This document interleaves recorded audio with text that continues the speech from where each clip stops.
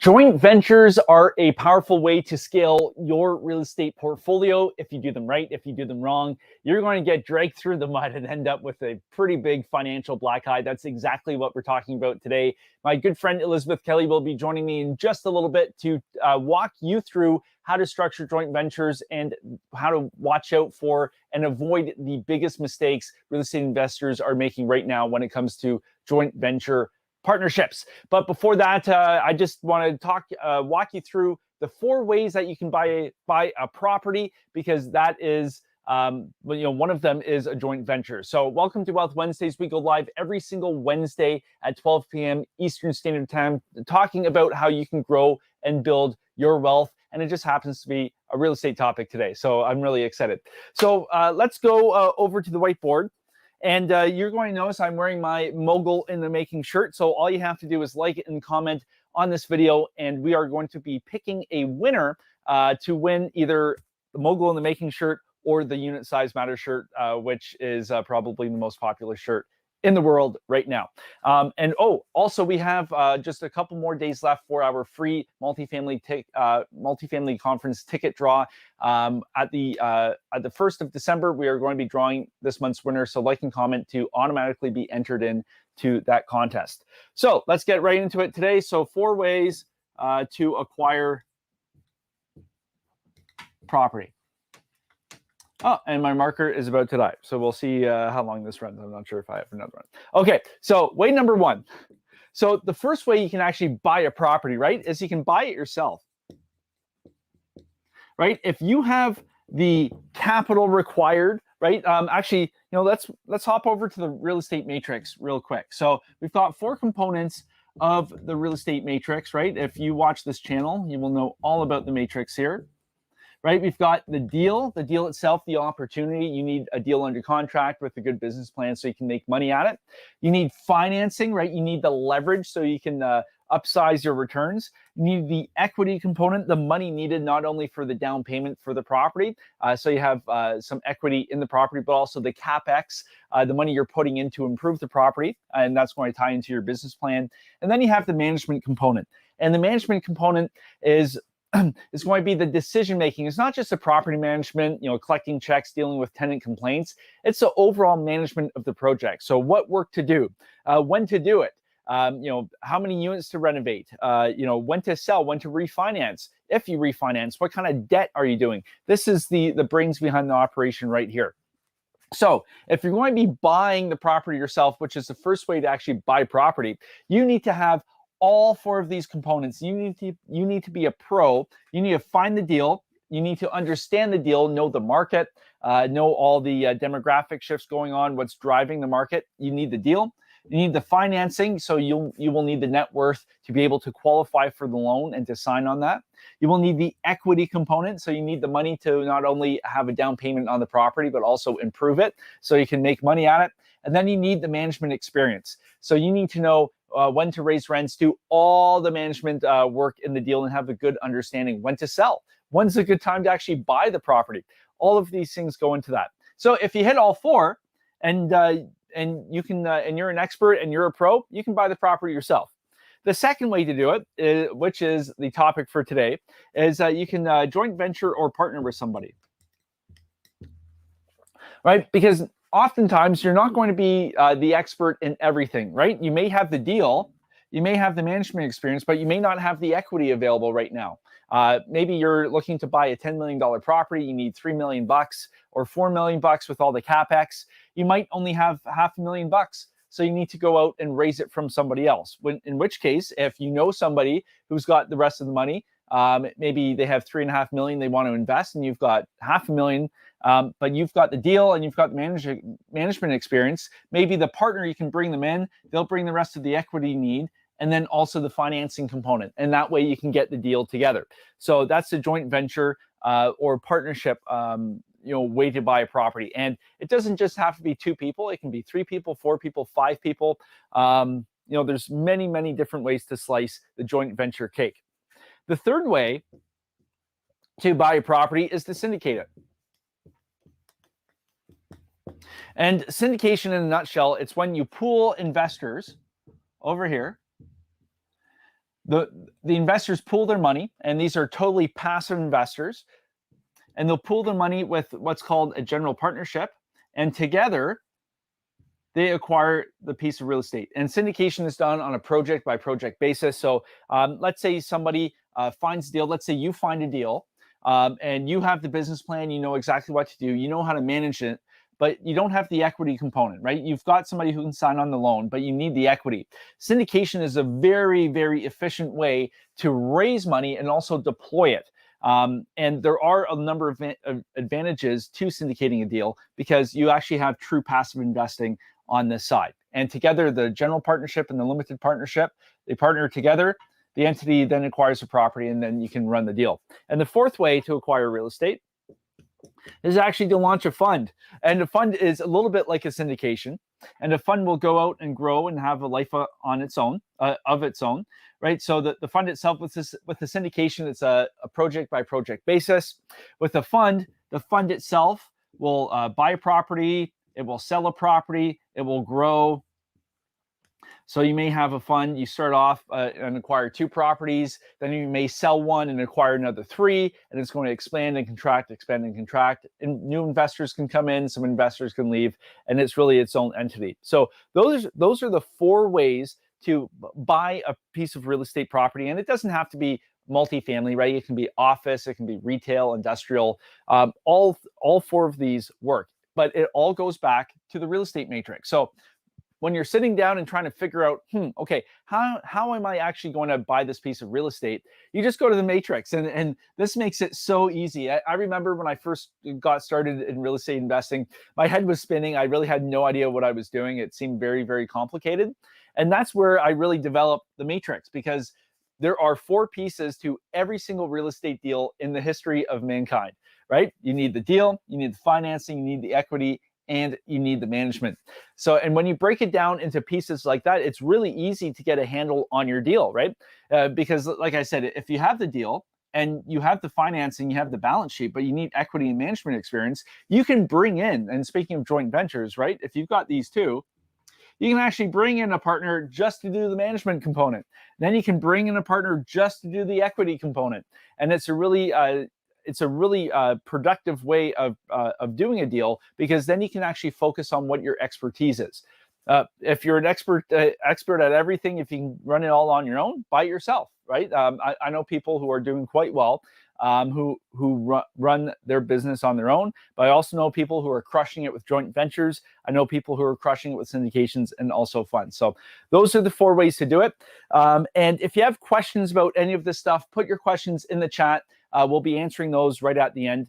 So put those in, and then you'll also get entered to win one of these sweet t-shirts, and also for the multifamily ticket draw. So here, let me just show you here. Here's the Unit Size Matters shirt. I'm pretty sure Elizabeth should be rocking her shirt today. I'm not sure. We'll see when she comes on, but it's the best shirt out there. All right, so let's see if we have any questions right now before this. Oh, we got Kayla, Unit Size Matters. That's awesome. Yeah, thanks, Kayla. We need to get you a shirt. So make sure you like and comment, and everybody else like and comment too. And yeah, those are pretty popular. Hey, Lawrence. Yeah, great overview. Obstacles. Yeah. So what we're going to be talking about later on when Elizabeth comes on is all about joint ventures, right? So I've had my own experiences with joint ventures. Elizabeth has, and I'm sure many of you have as well. And it's all about avoiding the roadblocks and the big mistakes people are making right now. Because like I said, joint ventures can be a great thing, and it can be really, really powerful. Joint ventures exist in every area of business, and real estate is a great niche to be in, especially with joint ventures. But then there's also another side to it where when things go bad, they can go really, really bad. So we want to avoid those. So what we'll do is let's go over to the commercial break, and we'll be right back with Elizabeth Kelly. Stay tuned.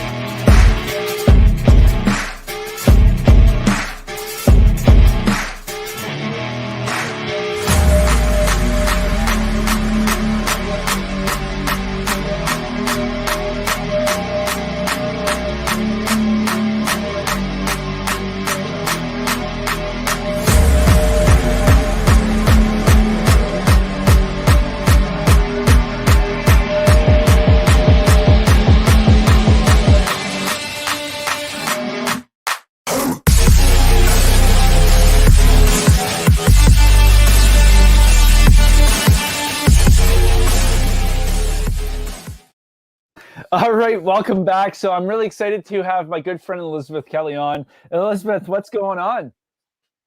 Not too much. How are you doing, Seth? I liked Uh, your intro at the beginning.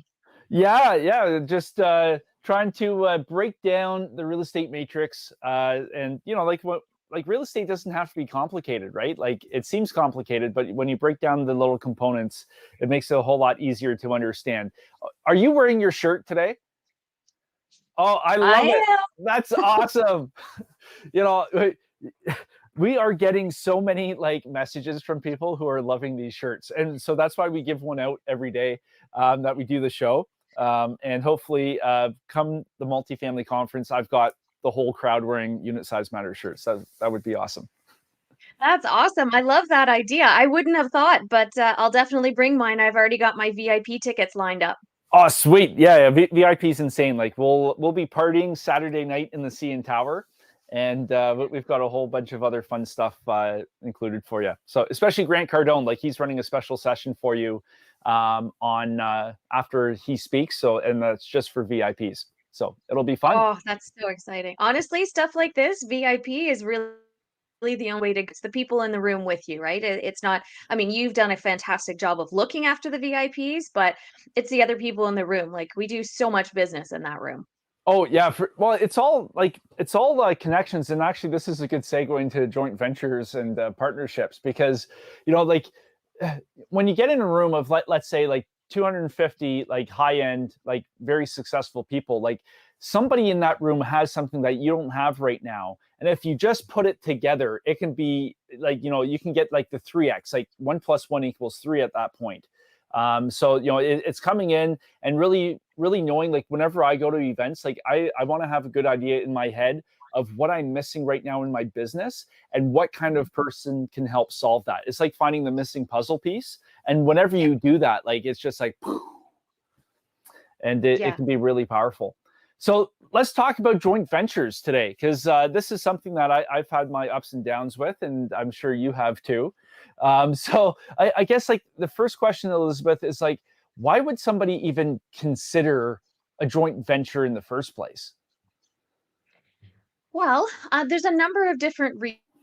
So when I work with my clients, typically we try and exhaust all their personal options first.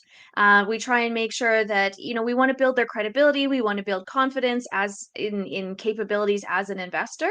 So we start looking at joint venture partners when there's pieces missing for the deal that you can't put together on your own. Like your real estate matrix was fantastic. I like that a lot because it really breaks it down. But when those components are missing, you start looking for the joint venture partners.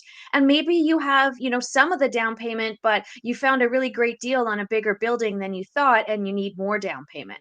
So it really comes down to what are the pieces that are missing for that deal, and do you know the people already, or how can you find those people in order to put the deal together to be able to make some money for everybody. Yeah, well, 100%. And I'm just thinking if somebody just tuned in late, can you just walk us through what a joint venture is to begin with, just in case they missed the first segment? Sure, absolutely. Yeah. So a joint venture is basically a partnership between two or more parties where they are collaborating in essence, to do a deal. So whether someone is bringing financing, someone's bringing down payment, someone's found the deal, or whether someone's providing the management piece, it really is a collaboration between two or more. And we say people, but it might be corporations too, just to add an extra little layer of fun in there. But it's basically a collaboration or a partnership in order to get a deal done. Yeah, and we just had a comment pop up on the screen. Like it really is like building your team, but it's like building your deal team, Yeah. which is so true, right? Like if you have a deal that you're going to do, you kind of build your roster for, okay, well, who are the people that can bring all the pieces like the deal needs to actually work out. Yeah. And I'll be honest, my least favorite time or way to find partners, it would be to, post it on social media.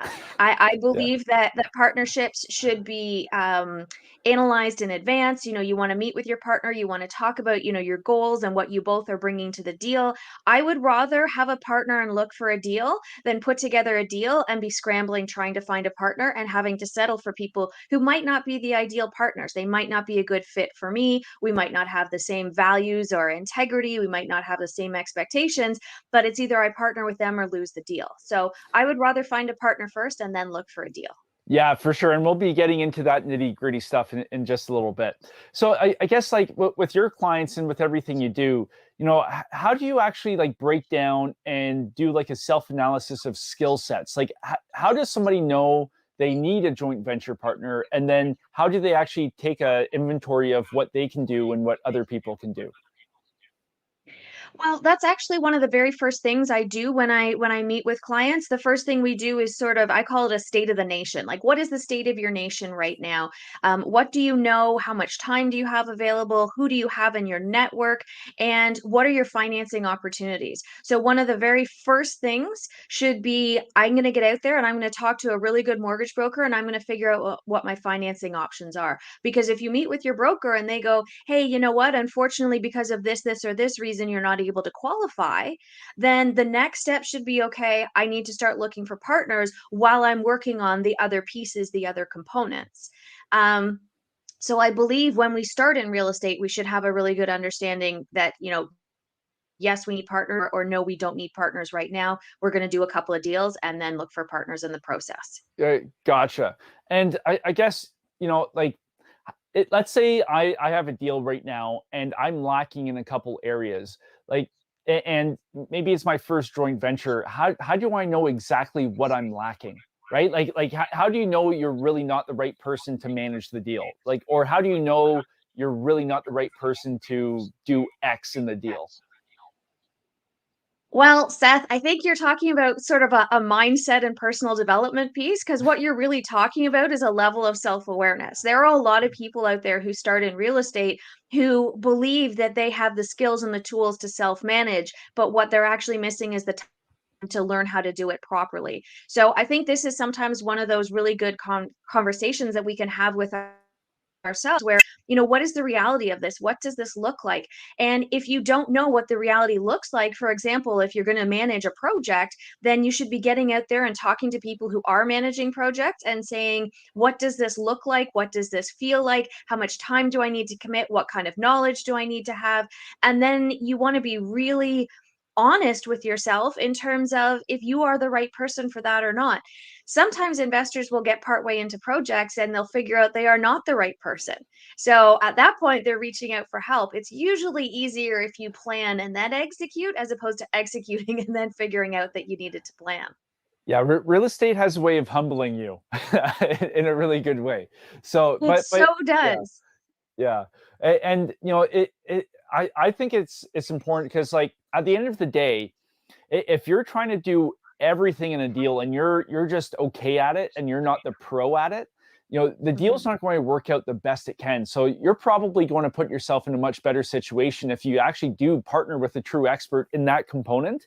And that way the deal is going to run so much smoother. Any investors in the deal with you will have a much better experience. It's just going to sail through any storms a little, better than if you were just trying to handle everything on your own. Absolutely. And you made me think back to in Rich Dad Robert Kiyosaki, he's got the quadrants, where you go from being Yeah. an employee to being self-employed to being a business owner to being an investor.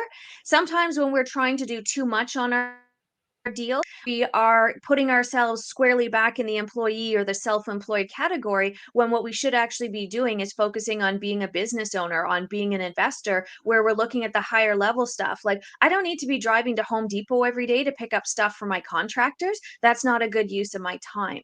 I have a sort of a habit of looking at if I was to hire someone to do what I'm doing right now, how much would it cost? And everybody should have an idea of how much their time is worth. So if your time is worth $30 an hour, if you can hire someone to do what you're doing for 20, then you shouldn't be doing it anymore.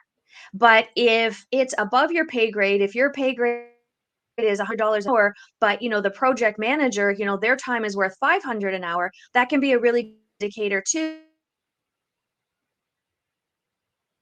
to teach you how to get it done so that your hourly rate goes up. Yeah, no, 100%. And I think we lost your audio for a little bit Oh, there. sorry. But no, it's all good. We got you back now. Yeah, no, 100%. So like, what kind of, like, how do people approach joint ventures? Because, I think there's a misconception there that, oh, everything has to be 50-50, but it can be a lot more complex than that and nuanced depending on the project. So what's your approach with your clients, and how do you tackle that? So there is the traditional 50-50. So just to explain, the person who brings the money and qualifies for the mortgage would typically, this is sort of in a residential type setting, would typically get 50% of the deal. And then the person who finds the deal and manages the project would typically get 50%. That can be further broken down to, if one person brings down payment and one person does qualifying, then you could have three people there. And that 50% for the financing piece would be split 25-25. You can go in basically any direction you want. It really comes down to what you and your partners are looking for and what you can negotiate. So sometimes you give up equity, sometimes you give up cash flow. Like, I don't need the cash flow right now. I would rather take a larger chunk when we refinance the property, or I need to give all my partners all the cash flow. Sorry, I lost you there, Seth. I'm not sure if I'm No, was that we're me good. cutting it? We're Okay. good. Yeah. It's just like, oh.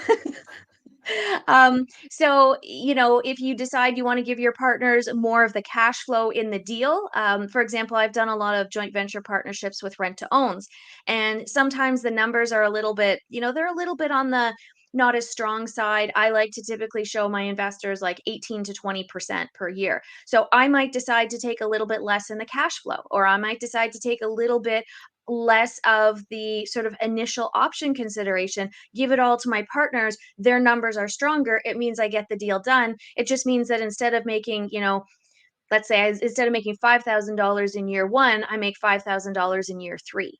So I think the bigger piece isn't so much, what is the standard structure? The bigger piece is actually, what are your partners looking for? What do they need? Are they looking for cash flow? Are they looking for wealth building?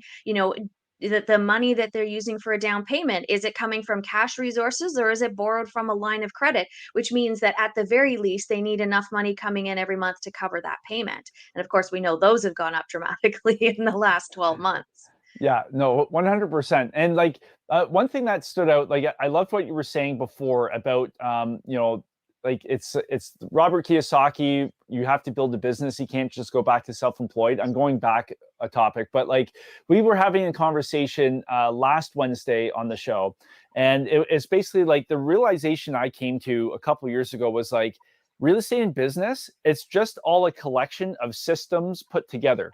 Like, that's really it. It is. So like, as long as you systematize things, like, you're actually building your business out. But if you don't have those systems, if you're just like the one man or one woman show, like, you're not building anything. Like, there's nothing there. Yeah. And I think it's really important for real estate investors, most of us, myself included, when we get into investing, we're like, I'm going to buy and invest in a property. I'm going to manage it myself. I'm going to take care of it. And all of a sudden you wake up and you have 3, 4, 5 properties, and you're like, whoopsie, I have a business. And then you buy a few more and you're like, okay, now I've got staff. Now I have an IT department. Now I need to know about HR and WSIB. And like, it just kind of grows out of nowhere. And if we don't plan and realize that real estate is fundamentally a business, then we end up trying to lift the house to put in the structure, the foundation, which of course are the systems and processes, and we end up struggling. So I have a number of clients right now who have come to me because they're literally in that situation where they're going, I have a couple of properties, I don't have any systems in place, and I need some more structure, because without that, it's not scalable. It's really hard to bring someone into a business and train them when you're doing everything like on the back of a napkin and out of your head, and the trunk of your car is full of receipts. Like, you got to have a little better organization than that. Yeah, and you know what? I'm laughing because I was that guy. I was Most of definitely us that were. guy. Yeah. Yeah, and now Katie keeps me on track, so I'm lucky. So I guess like one of the topics that comes up a lot with joint ventures, because like what happens is, somebody will find a deal, they'll need some equity components, so they'll need some money from investors, and they start bringing in 5 or 6 investors as like a joint ventures, but what they're really doing is like they're circumventing the securities legislation. So like I always want to like highlight the point that everybody in joint venture, like they are 100% active. Like even if you're just like writing the check for the equity, like you're assuming the risk just like everybody else. There's no true passive investing in a joint venture setup. Do you have any like stories about that, Elizabeth? Anything you want to add to that? Well, I definitely think, a lot of people assume that if they're going to be the passive partner or the money partner, that, it, like you said, that it's very passive and they're just going to write a check and sit back. The reality is, as investors, we have to be educated at all times about what's going on with the deal. So whether you're the active person and you're responsible for communicating what's going on, or whether you're the passive person and you're responsible for checking in and paying attention and making sure you know what's going on, the sharing of information is a really, really key component in any joint venture. Um, in terms of things that have gone sideways, I mean, there's one of the biggest mistakes that a lot of us have made as investors is trusting people without putting the paperwork in place.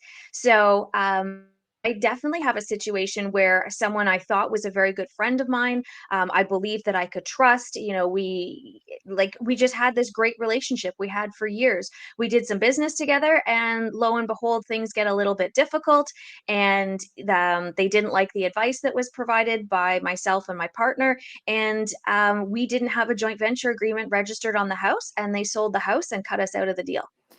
Ooh, ooh, Yeah, that yeah. hurt. That was a lesson that cost clients. Never make that mistake. It cost me a lot more money than it does to learn from someone else, right? Yeah, yeah, and I think having the paperwork in place is huge. Like I had a similar situation where acquired some properties, and some really bad things happened, and money disappeared and all that stuff. So like, but I didn't have anything on paper that I could actually use to help save the situation. So how do you actually approach drafting those agreements? Is there like a process you follow? Because like it might be intimidating and people might think, oh, I need like a 40-page legal document and I have no idea where to start. Yeah, absolutely. So there's different ways to approach the document. So one of the things that I do is I use the document to guide the conversation. So I have a checklist for key components that need to be included in every JV agreement. So sorry, joint venture agreement. So there's different things you can do. You can do something really easy, like there's a website, lawdepot.ca. I think it's like $100 a year for a membership. So you can get a really basic agreement there that you just it's like a plug and play. You just put in the clauses you want, they add it to the standard clauses for the province, and you can start with that. You can go to pretty much any lawyer and ask them for a template for a joint venture agreement, and most of them, $1,000, $2,500, they'll sell you their template, and then you can plug it in. I always recommend, first of all, that JV agreements are customized for every deal, and secondly, that they're looked over by a lawyer before they're all signed, done, delivered, dusted. I also always recommend that wherever possible, you register them on title, because they do have value. And if you don't register them on title and you are not the party who is on title, if you are the active partner, then the lawyer is taking their direction from the person on title. The property can be sold and you can be cut out. And we don't want to have that happen. Yeah, I think the best thing to keep in the back of your mind is if this ends up in court, what would a judge say? And if you have nothing on paper, like Yeah. you've got nothing to stand on, which is the situation I found myself in. So like it's important to have everything on paper, and just think about the situations. Like, for instance, if one person stops being responsive in the deal and they disappear, what is your recourse? Like, can you shotgun? Is there a shotgun clause where you can, get them out of the deal with notice? All these things can happen, even though you don't think about it when you're in that like honeymoon phase when you first get the deal done, right? Like people's priorities can change. Yeah. People might encounter really hard financial times and they need the money out, even though that would sink the deal. Mhm. What will happen in that case? What happens if somebody really needs their $500,000 out, but that's going to wreck the deal? Like everything has to be thought of in advance. Absolutely. And I kind of find it's like that whole phrase where good fences make good neighbors. I find good discussions and contracts make for good partnerships. So when there's total transparency and clarity at the beginning, when you've had those conversations about your values, about how money is going to be divided, about what happens if we have a disagreement, what happens if there's a cash call because there's an unforeseen expense and the reserve fund isn't big enough. When you have those really clear, honest conversations in the beginning, then when situations arise, you're prepared for them. I mean, we had a situation, my husband's first business partner was his best friend. And he passed away very suddenly and unexpectedly at the age of 36. They owned like 9 properties together and they had nothing in writing. We were really fortunate because his widow had, 2 little boys under the age of 3. She was a stay-at-home mom, and she really didn't know much about real estate, didn't know what to do, and she trusted us. But if the situation had been different and she hadn't have trusted us, and then we had to go the legal route and figure everything, like that would have been super costly. There would have been no money to make. We probably would have lost money. So unforeseen things happen at unexpected times. It's important that we're prepared for them. And generally, the more time and energy you put into preparing, the less likely they are to happen. Yeah, for sure. And I think, if you're just somebody starting out with a joint venture, you haven't done it before, it's well worth the time and the money to speak with somebody who's been around the block, a very experienced lawyer who works in real estate all the time, somebody like yourself, Elizabeth, because, we've seen so many different situations that a lot of people would never even think of. And we can add that experience, or the lawyer can add their experience to make sure that door is closed in terms of the agreement, so you don't end up in a pickle. Absolutely. And I do want to put a caution in there because I saw it happen again the other day. I love, the professionals on my team. I love my accountant. I love my lawyer. Like I trust them completely. But I had a client come to me the other day and she was showing me this private lending opportunity that, and her lawyer was telling her that it wasn't a good deal.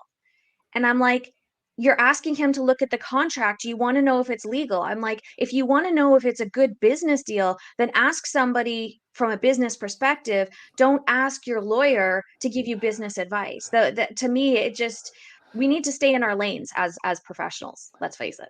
Yeah, I'm laughing because it reminds me of back when I was a real estate broker selling houses, and people would go in to their bank, and their account manager would be giving their opinion on their purchase or the sale, or like what they're thinking of doing. It's like, no, like you're an account manager at the bank, like you're not even in the business of buying or selling houses. Like what business do you have, like putting your uneducated opinion on this? So it's very, very true. And I think, like, as you're building your real estate team, like it's important to have like distinct roles for everybody, and you have Yep. like KPIs or things you really need from them, and you stick to it, like you said, like stay in your lane, and that way there's no crossover, because that's when the waters get pretty muddied, and then it Yep. can get kind of inefficient, let's say, at that point. Absolutely. And you've got some fantastic listeners in here, Seth. I just wanted to mention, like, we've got some great people popping up, providing feedback. Hi, Lawrence. Like, it's great to see all the people engaged here. Yeah, and actually, I should just do a quick shout out. Just make sure you like and comment. If you have a question, put it in the chat. We'll get to those in just a little bit. And we are giving away a free T-shirt today. So Katie will be picking the winner of the Mogul in the Making shirt or the Unit Size Matters. I'm partial to Unit Size Matters. And Elizabeth, I'm not sure if you heard last week, but we're actually looking into doing like baby onesies for the Mogul in the Oh, Making. And that would be amazing. yeah, so we're trying to find a manufacturer for quality baby onesies. So, and if my fiance Darcy's watching, that's prepping for after the wedding, maybe. So we'll see. I was wondering if you were telling us something, but that would be the best gift. Yeah. That would be awesome. So, all right, that's great. So, we'll wait for some questions here to pop in, Elizabeth. But I guess, you know, the one thing that I found with myself is like, this is kind of going back to that self-analysis, right? Like, like it, in real estate, it's really hard to know what you don't know because you don't know it yet. So, like, Mhm. how does somebody start getting educated with joint ventures and how to structure these agreements if they don't really know what they don't know? Yeah. It's funny that you say that. So I'll answer your question in just a second. But one of the things I want to make sure people understand was just because you knew something 5 minutes ago doesn't mean you know it now. An example would be knowing how CMHC financing works. We knew how it worked a year ago. It's completely different now, totally different game. Appraisals are different. Like stuff changes all the time. So I think it's not just for new investors, but I think it's for all investors. We need to focus on being sponges. We need to focus on finding, the most current information, the best information. Somebody like you, Seth, who consistently, brings experts on and shares information, real-time information. This is what we should be doing, whether it's YouTube, podcasts, webinars, reading books, attending meetups. Real information from your different experts is always going to be the best way to go. That said, with joint ventures, there's some really good books out there. There's definitely some people like, Mandy Branham, the JV Queen. She has some really good content out there. Russell Westcott has some good content. I think he has a book on JVs as well, probably sort of one of the more common real estate books on joint ventures. There's a lot of different resources out there, and that's always the place to start. But like you said, it's about having the team around you to rely on. So whether, it's your lawyer to talk to about what are the key fundamentals in every agreement and having them look over the deal. I mean, sometimes, people right from the beginning decide to hire a coach. When I was learning to golf, I had a choice between hiring a pro to help me or going to the driving range and just doing my best. And so for the first little while, I went to the driving range and I just did my best. And then I wasn't getting the results I wanted. I got kind of pissed off and I went and I hired a pro. And the first thing he had to do was teach me to forget all of my bad habits. And then I had to start over again. And in my head, I went, I should have hired a pro from the beginning. So I'm a little bit biased when it comes to coaching because I am a coach. I have coaches. I strongly believe in the value of coaching, but I think a lot of times, as real estate investors, we need to surround ourselves with two different networks. One is the network of investors to help us learn, to help us grow, to share, to bounce ideas off of. And then the second network is the group of people where we are the real estate experts in the room. So this might be, maybe you're part of running room or maybe you're part of the PTA at school, but those are the people we're looking for joint venture partners. And the people in the real estate rooms, those are the ones who help us learn and grow and develop and become better investors and better people. Yeah, it's so much easier to start from scratch, like when you're fresh and just learn the right way to do things rather than unlearn mistakes. It reminds me when I first started my podcast, I went out and I found who I felt was the best podcaster at the time, which was Brian Rose. And like, I'm like, teach me like how to run a podcast because, like might as well learn from the best person out there. And you just Mhm. learn the right systems that are working right now rather than fumbling around, on your own. And then you get frustrated, like you said. Most people give up because they don't have the right system in place that will actually, ensure their success. So by finding a coach like yourself, Elizabeth, like you've been around the block, you've seen basically almost every situation that could come up in real estate. So, you can really learn a lot from you, but also take your systems and apply it to whatever, your client's doing as well.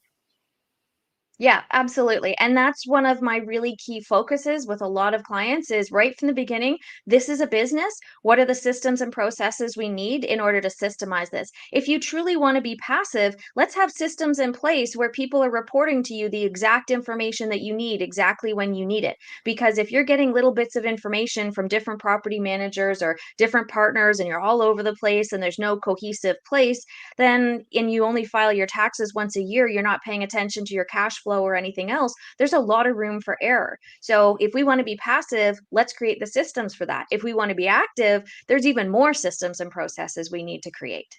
Yeah, 100%. So I think Katie, we had Elizabeth. Do you have an Instagram handle? Somebody's looking for you on IG. Yeah, I Elizabeth Kelly Consulting. Oh, that's easy. There we go. Awesome. All right. So what I'll do, Elizabeth, I'll just do a final call for the t-shirt draw. So make sure you like and comment. Katie's going to be picking the winner pretty soon.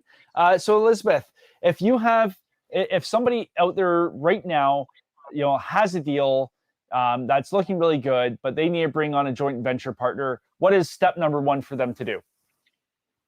Step number one is to get super crystal clear on what they need in their partner, whether they need money, whether they need experience, whether they need, support, whatever it is they need.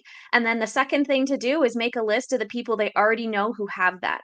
It makes me cringe when I see people posting on social media, because we can get into some really serious trouble with the securities commissions by, advertising deals and posting looking for partners and those kinds of things. You're always better to start with a network of people and maybe it's like not 7 degrees of separation, but maybe it's 1 degree. So maybe you don't know this person yet, but somebody knows them and can connect you, whatever it is. But start with getting really clear about what you need, and then figure out who it is in your network who has what you need to be matched up with. Yeah.